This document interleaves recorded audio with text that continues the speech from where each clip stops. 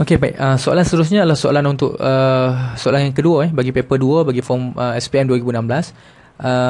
Soalan ini adalah daripada chapter 3 SPM 2016. Kalau kita tengok persamaan yang diberi ini adalah quadratic function, fungsi kuadratik, bukan persamaan fungsi kuadratik yang mana telah bagi dalam bentuk completing the square ataupun dalam bentuk penyempurnaan kuasa 2. Jadi dah memudahkan kerusakan kita lah. Yang mana dia kata intersects at the x-axis at point 10 and 50. So ini adalah kita punya x intersect lah, ataupun kita punya roots of equation. Yang mana straight line y negative x touch at minimum point. Keyword adalah minimum point, maksudnya y sama dengan negative 8. So x kita tak tahulah, mungkin kita nak cari dalam ni, dalam x sama dengan h ni. Right.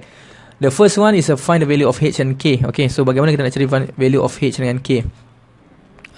Baik, kalau nak cari value of h dengan k so kalau saya tengok dekat sini untuk a, kita nak jawab soalan a. So h dengan k mungkin kita cari yang k dulu kot. K lebih mudah sikit sebab kita ada y sama dengan negative 8. Sebab y ini adalah minimum point. So kita sedia maklum, kalau untuk kita punya completing the square, nilai di luar kurungan kuasa 2 ini, 2k ini adalah nilai untuk kita punya y minimum ataupun y maksimum lah, dalam kes ni minimum. So maksud kata, kita akan terus boleh samakan 2k ini akan samakan dengan negatif 8. So maksudnya k kita akan dapat sama dengan negatif 4. So very simple lah. So satu markah yang percuma. Untuk k dah dapat. Untuk h macam nak cari h? So kita boleh gantikan, sebab kita dah ada kita negatif 8 kat sini. Kita boleh gantikan, salah satu cara kita boleh gantikan. So saya punya persamaan kat sini saya boleh buat. So persamaan kita adalah fx akan sama dengan kita punya 2 dalam kurungan x tolak h kuasa 2 tambahkan dengan kita dah boleh buat tolak lah, sebab tambah dengan 2k tu kita punya 2k, nilai 2k kita ini adalah nilai untuk kita punya y minimum. Jadi saya boleh terus gantikan dengan negatif 8 di belakang ini. Dari mana saya dapat negatif 8 ni? Negatif 8 ni dapat daripada information lah, kita y minimum tadi kan, negatif 8. So kalau kita menggantikan katakanlah when x is equal to, when passes through lah, kita kata when passes through, kita punya nilai saya ambil when passes through, kita punya when passes through lah.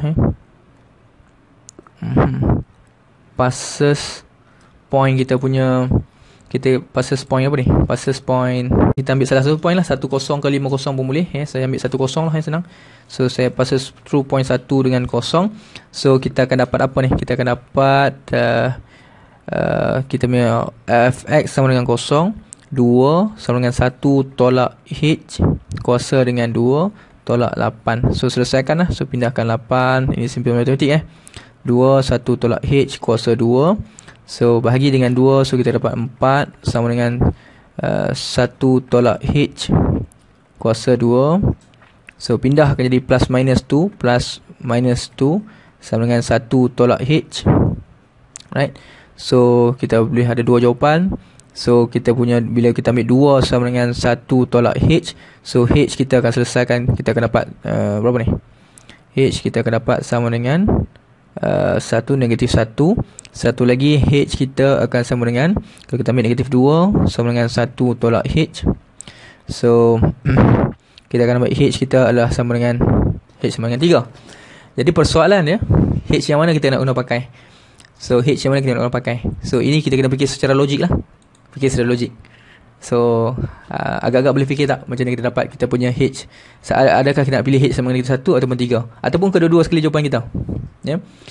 So sebenarnya kalau saya tengok dekat sini, jawapan dia mesti kita ambil h sama dengan 3.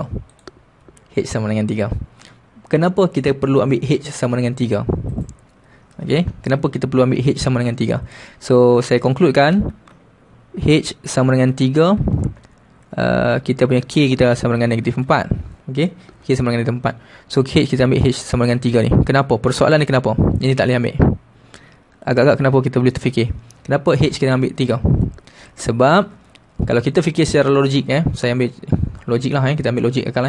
So kita punya x, okay, x sama dengan x tolak h. So kalau kata kita ambil, katakanlah kita ambil negatif 1. So kalau kita ambil negatif 1, dia jadi x tolak dalam kurungan negatif 1, so jadi X tambah 1, betul tak?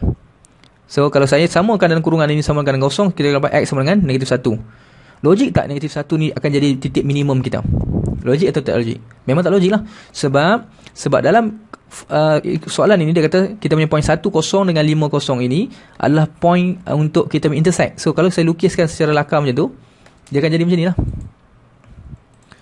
Dia akan jadi macam ni. So tak cukup panjang ni. Tak apalah, agak-agak je lah So dia akan jadi intersect 1 dengan kita punya point kita akan point 5. Takkan negatif 1 ni di antara ni, sebab ini minimum point kita kat sini, right? Logik tak? So tak logik lah kita punya point negatif 1 kat sini. So kita akan ambil H kita sama dengan 3. Sebab kalau kita katakan X, kalau H sama dengan 3 ke dalam ni, so X tolak 3 sama dengan 0. So X kita akan sama dengan 3. Baru logik. Sebab kita punya point kat sini, kita boleh jadi 3, 1 dengan 5. Boleh juga kalau kata student tak nak gunakan kaedah ini, kamu boleh ambil dia bagi tahu kan 1 dengan 5 ini, sebab satu markah je kan. So 1 dengan 5, so point di antara itu adalah point 3 lah. Kita ambil 1 tambah 5, 6 bahagikan dengan 2 pun boleh juga, ya. Alright, so mungkin kaedah itu lebih mudah sikit, tetapi ini salah satu kaedah yang kita boleh guna pakai. Okay, so next. Untuk B kita minta sketch graph. Untuk sketch graph, alright. So untuk sketch graph, kalau kita tengok kat sini, saya gunakan color lain lah, ya. Saya gunakan color ungu. Right. So kalau untuk sketch graph untuk B, dia dah bagi domain kita. Domain ni penting ni. Domain ni kita tengok domain ni.